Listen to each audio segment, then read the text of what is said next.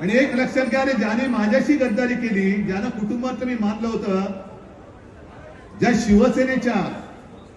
शिवसेनेच्या कुशीतून यांचा राजकीय जन्म झाला, त्या शिवसेना आईवरती हे वार करू शकतात, हे तुमच्यावरती वार नाही करू शकणार. आणि म्हणून मला हे सरकार नकोय. मला मुख्यमंत्री होण्याची स्वप्न तेव्हाही नव्हतं, आता सुद्धा पडत नाहीये. मला माझा महाराष्ट्र म्हणजे महाराष्ट्रातले दगड धोंडे नाहीत. महाराष्ट्र म्हणजे तुम्ही माझी जिवंत हाडामासाची बांधव आणि भगिनी आहात. आणि सुभाष देसाईंनी मगाशी पेन्शन कोण किती कोणाला मिळतं, आता मला किती मिळते मला नाही मिळणार आहे, अजून मी रिटायर नाही झालो. आणि सत्तेतून रिटायर कोणी मला करूच शकत नाही. जरी मी सत्तेत असलो काय नसलो काय, तुम्ही सोबत आहात तोपर्यंत सत्ता ही माझ्याकडेच आहे.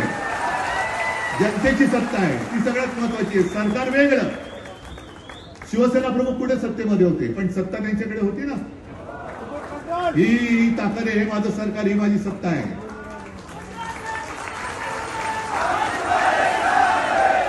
आणि राजकारणाला किती पेन्शन मिळतं, ह्याच्या आकड्याने तुम्हाला किती पेन्शन मिळतं, ही तफावत पाहिली तुम्ही. मग माझा एक सरळ प्रश्न आहे, आम्ही राजकारणी आहोत. मी मुख्यमंत्री होतो, आता माजी मुख्यमंत्री झालो.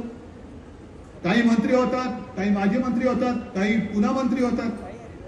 म्हणजे थोडक्यात जर बघितलं तर आम्ही कंत्राटी कामगार आहोत, तुम्ही परमनंट कामगार आहात. मग कंत्राटी कामगाराला 50 खोके मिळत असतील तर माझ्या कायमच्या कामगाराला काय नाही मिळालं पाहिजे.